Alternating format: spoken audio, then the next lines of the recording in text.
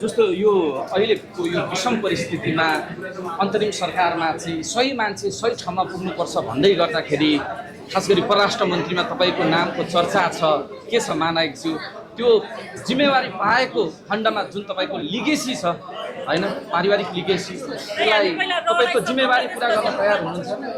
अहिले चर्चा रहेको छ रेभोल्युसनरी एग्रिकल्चर वार, यसमा मेरो ध्यान केन्द्रित छ। यसैमा म चाहिँ आफ्नो सभा गरिरहेको छु। तर देशले तपाईँ जस्तो व्यक्तित्व खोजिरहेको छ, त्यो छलफल हुँदैछ। त्यसको विषयमा चाहिँ हामी छलफल सकारात्मक हुनुहुन्छ गरिरहेको तपाईँ? छौँ। राष्ट्र सेवाको लागि को सकारात्मक? राष्ट्र सेवा त जो पनि सकारात्मक। जसरी हुन्छ नि कृषिलाई चाहिँ अलिकति प्रायोरिटी दिनु पर्यो भनेर जसरी आवाजहरू उठिरहेको छ, तर कृषिलाई प्रायोरिटी दिँदै गर्दाखेरि बजार चाहिँ खै त भन्ने खालको प्रश्नहरू पनि उठेको छ। बजार व्यवस्था चाहिँ के छ र रले चाहिँ कतिसम्म सहयोग पुर्याउनेछ यो कुरामा चाहिँ? बजार त प्रशस्त छ। तपाईँको हामीले धेरै कुराहरू खाद्यान्नहरू बाहिरबाट चाहिँ इम्पोर्ट गरिरहेछौँ, आयात गरिरहेछौँ। हामी आफू सफिसियन्ट हुन सकिरहेको छैनौँ। हाम्रो नेपालीहरूको मूलभूत खाद्यान्न जस्तै हामी चामल खान्छौँ, पिठो खान्छौँ, त्यो समेत पनि विदेशबाट ल्याउनु परिरहेको छ। तरकारी लगायत अन्य कुराहरू, फलफुल सबै विदेशबाट ल्याउनु परिरहेको छ। तर यदि हामीले यही नै सबै कुरो जाने गऱ्यौँ भने त सबभन्दा प्राथमिक मार्केट भनेको त हाम्रो राष्ट्रमै नै हुनेछ।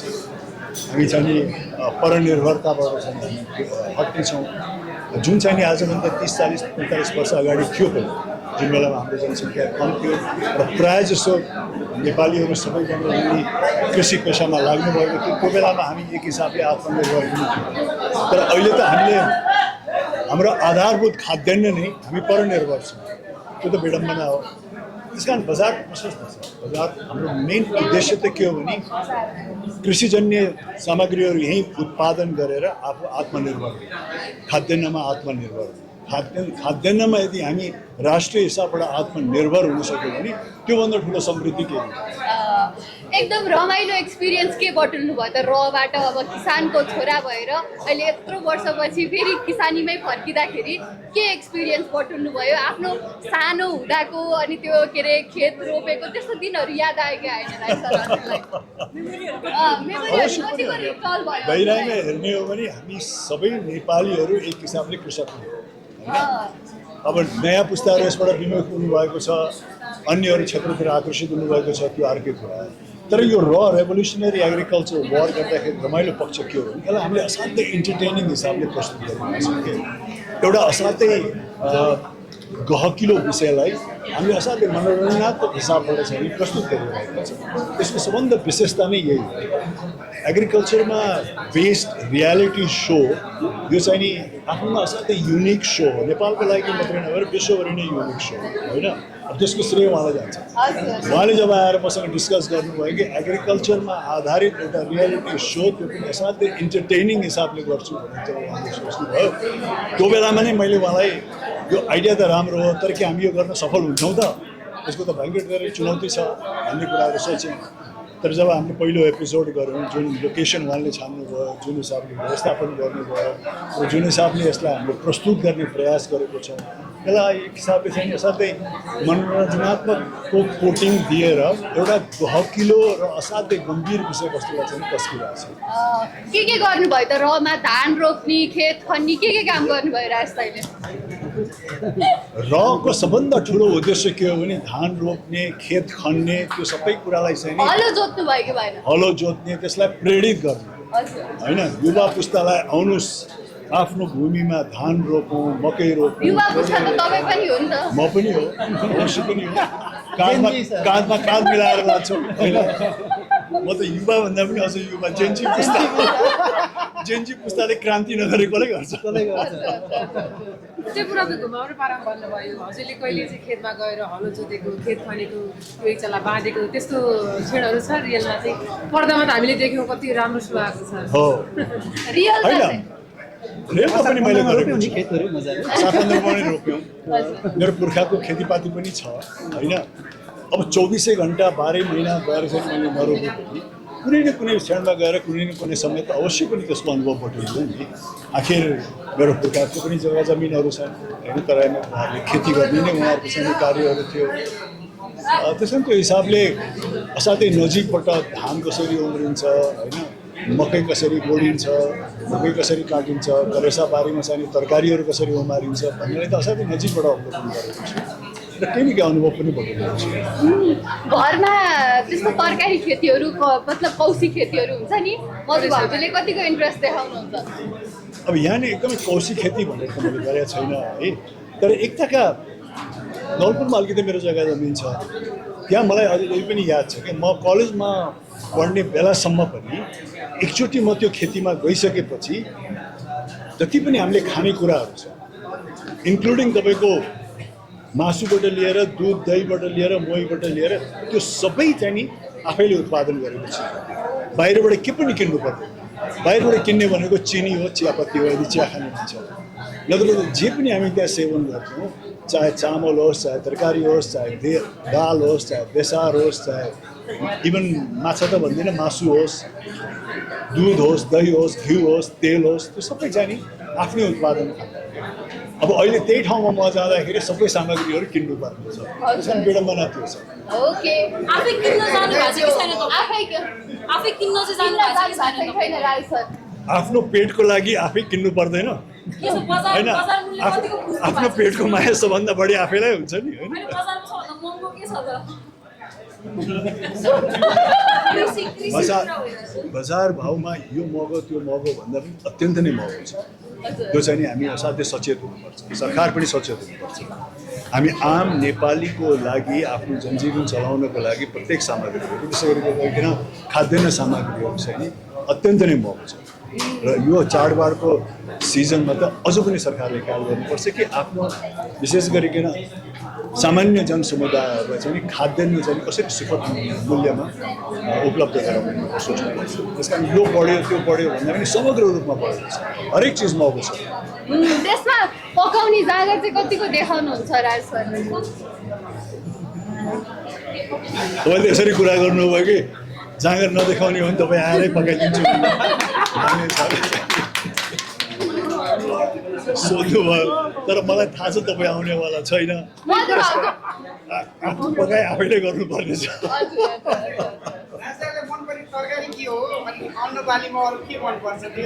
अन्नबालीमा के मन म तपाईँलाई भन्छु, म बच्चा आउँदाखेरि बरु यो तरकारी खान्न त्यो तरकारी खान्छु भन्थेँ, अहिले चाहिँ नि मलाई हरेक तरकारी र विशेष गरिकन यदि यो आफ्नै बारीमा उमारेको हो, एकदम अर्ग्यानिकली उमारेको हो भने पनि म कुनै पनि तरकारी खाइदिन्छु। तर विडम्बना के छ भने जुन हिसाबले परम्परागत हिसाबले कृषि चलिरहेको छ त्यसमा चाहिँ नि केही न केही जेनेरेसनको ग्याप भएको छ। नयाँ पुस्ताहरू कृषिमा कति आकर्षित भएको देखिँदैन। यसको मुख्य उद्देश्य चाहिँ के हो भने कृषि एउटा सम्मानित पेसा बन्न सक्छ, कृषिबाट चाहिँ देशको समृद्धि हुनसक्छ। त्यसैले नयाँ पिँढीहरू कृषिप्रति चाहिँ नि आकर्षित भएर एउटा राम्रो र सफल पेसामा चाहिँ मलाई परिणत गर्न सक्नुहुन्छ। त्यसमा कृषि भन्ने बित्तिकै खालि ज्ञानको अभाव, शिक्षाको अभाव भन्ने क्षेत्र होइन।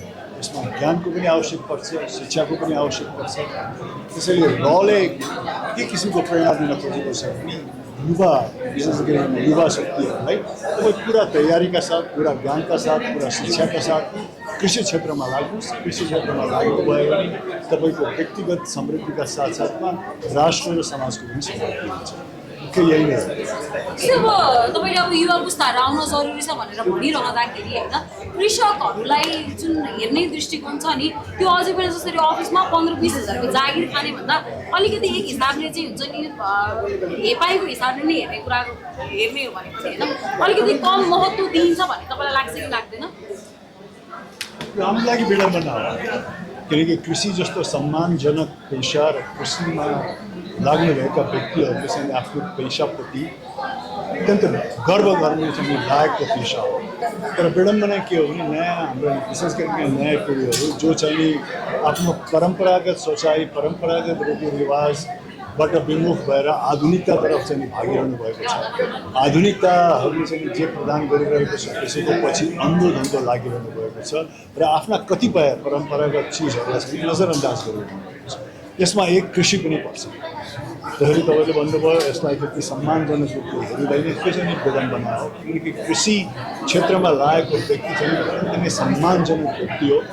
किनकि हाम्रो समाजलाई, राष्ट्रलाई र मनुष्य जीवनको लागि प्राथमिकतामा पर्ने भनेको खाद्यान्न हो, उसले पिउने पानी हो, उसको वातावरण हो। यो तीनटा चाहिँ नि प्रमुख आवश्यकता हो। यो बिना मानिस जीवन चाहिँ सञ्चालन हुन सक्दैन। जुन हिसाबले मान्छेले अन्य भौतिक सामग्रीको पछि भागिरहेछ, यदि यो तीनटा आधारभूत चिजबाट मनुष्य जाति वञ्चित भएको खण्डमा अरू भौतिक सामग्रीहरूले खासै माने। त्यस कारण सबभन्दा महत्त्वपूर्ण यो यसलाई चाहिँ नि युवा शक्तिहरूले पहिचान पनि गर्न जरुरी छ र यसलाई चाहिँ नि एकदम आफ्नो विगतको अभाव र गरिबीका दिनसँग जोडेर हाम्रा विगतका अभाव र गरिबीमा चाहिँ नि कृषि थियो भन्ने लागेर चाहिँ नि त्यसलाई अवहेलना गर्नुहुन्छ भने यो अत्यन्त नै गलत दृष्टिकोण हो। यो दृष्टिकोणलाई चाहिँ परिवर्तन गर्न अत्यन्त नै जरुरी छ। ब्लकको मूलभूत उद्देश्य पनि यही हो, कृषि पेसालाई सम्मानित गर्ने, युवा शक्तिहरूलाई प्रेरित गर्ने, ताकि उहाँहरू एग्रिकल्चरमा लाग्नुहोस्। र हाम्रो राष्ट्रको यदि विकासको मोडल तपाईँले साँच्चीकै हेर्नुभयो भने विभिन्न राष्ट्रको आफ्नो आफ्नो विकासको मोडल हुन्छ। हाम्रो जस्तो जियो पोलिटिकल सिचुएसन भएको राष्ट्रको विकासको मोडल भनेकै कृषि र पर्यटन। त्यो दुईटालाई यदि युवा शक्तिहरूले पहिचान गर्ने त्यसमा जोड दिनुभयो भने त्यहीबाट नै हाम्रो राष्ट्रलाई समृद्धि हुन्छ जस्तो लाग्छ। सर अलिकति इन्ट्रोडक्सन सहित एकचोटि रको मेन उद्देश्य के लिएर आउनु भएको थियो त्यो अलिकति सुनाउँ न। नमस्कार, म डाक्टर योगेन्द्र कुमार कार्की। म अहिले चाहिँ रिभोल्युसनरी एग्रिकल्चर वारको चाहिँ चिफ जजको रूपमा काम गरिरहेको छु। म नेपाल सरकारको पूर्व कृषि सचिव पनि हो र कृषि क्षेत्रको अहिले राजु समाजले भने जस्तै कृषिको आधुनिकीकरण, कृषिको व्यवसायीकरण र कृषि क्षेत्रको चौपदी विकासबाट मात्रै चाहिँ यो देशको चाहिँ विकास हुनेछ। ग्रामीण अर्थतन्त्रको सुधार नभएसम्म जतिसुकै गफ गरे पनि देश बन्नेवाला छैन।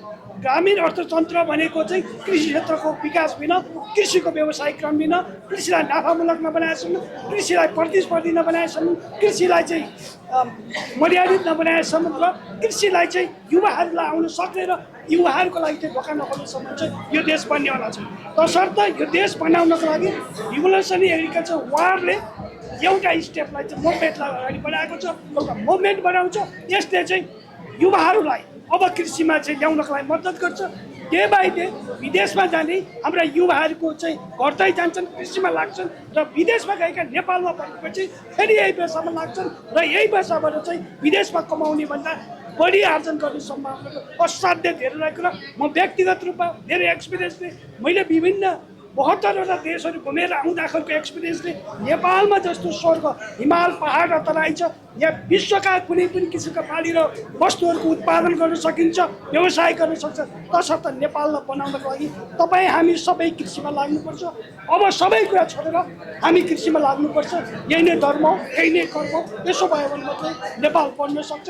नेपाल बनेर भने तपाईँ हाम्रा सबै युवाहरू अर्थात् हाम्रा सन्ततिहरू देशमा रहनु चाहिँ दोहोऱ्याउनको लागि पनि हामीले बाटोहरू सिर्जना गर्न चाहन्छौँ। त्यसको लागि हामी लागिरहेको छौँ र म खास गरी यसको परिकल्पनाकार र डाइरेक्टर शैलेश करेल जो युवा आफै युवाहरू चाहिँ लाग्नु भएको छ र खास गरी चाहिँ राजेश समाल जो आफ्नो क्षेत्रमा हुनुहुन्छ तर पनि कृषि क्षेत्रमा जसरी लाग्नुभएको छ उहाँहरूलाई चाहिँ म चाहिँ धेरै धेरै आभार व्यक्त गर्छु र मलाई जुन मौका दिनुभएको भयो र यो मौकामा मैले के गर्न खोजिरहेको छु भने यसलाई सफल रूपमा लानको लागि चाहिँ म आफ्नो चाहिँ तन मन धन सबै लाग्ने प्रण पनि यहाँ समीक्षा गर्न चाहन्छु। हस् त, धन्यवाद। Thank you ma'am. एक्सपिरियन्स हजुर, म डाक्टर नम्रता पाण्डे, निर्णायक मध्येको एक। म जापानमा 10 वर्ष बसेर जापानमा पढेर आएको।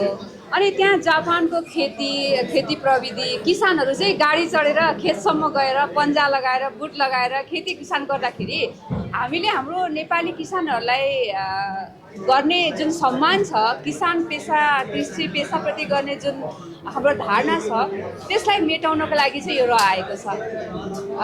बिना कृषि त हाम्रो प्राण छैन, हाम्रो जीवन छैन। त्यसैले कृषि हाम्रो प्राण आधार हो र हाम्रो नेपाल जस्तो भूमिमा हैन, हिमाल पहाड तराई यो विभिन्न किसिमका फलफुल तरकारी अन्नहरू उब्जाउ भूमि हामीसँग छ। तर अहिलेको अवस्था बाँझो छ। युवाहरू विदेश पलायन हुनुभएको छ र विदेशमा गएर उहाँहरूले फेरि त्यही कृषि कामै गर्नुहुन्छ, स्याउ टिप्ने काम गर्नुहुन्छ होइन, त्यही काम गर्नुहुन्छ। उहाँहरूको लागि युवाहरूको लागि एकदम प्रेरणादायी छ र यो रियालिटी गेम्स हो खासमा होइन। त्यो हरेक किसिमका रियालिटी सोहरू बन्छन्। कृषिलाई नै कसरी एउटा रियालिटी सोमा मार्फत चाहिँ अहिले किसानहरू भन्नुहुन्छ उत्पादन छ मूल्य पाइएको छैन होइन, त्यो मूल्य नपाउँदाको अवस्थामा कसरी चाहिँ शीत भण्डारण गर्नेदेखि लिएर विभिन्न कुराहरू चाहिँ सोमा आउनेछन् र अति नै प्रेरणादायी सो छ र एकदमै मजा आइरहेछ। ओके सर, फर्स्ट एक्सपिरियन्स एकदमै राम्रो रह्यो। सर्वप्रथम त हामीले 100 जना कृषि प्राविधिक र हाम्रो किसानहरू व्यवसायिक किसानहरू हुनुहुन्छ उहाँहरूको अन्तर्वार्ताबाट हामीले सुरु गरेका थियौँ।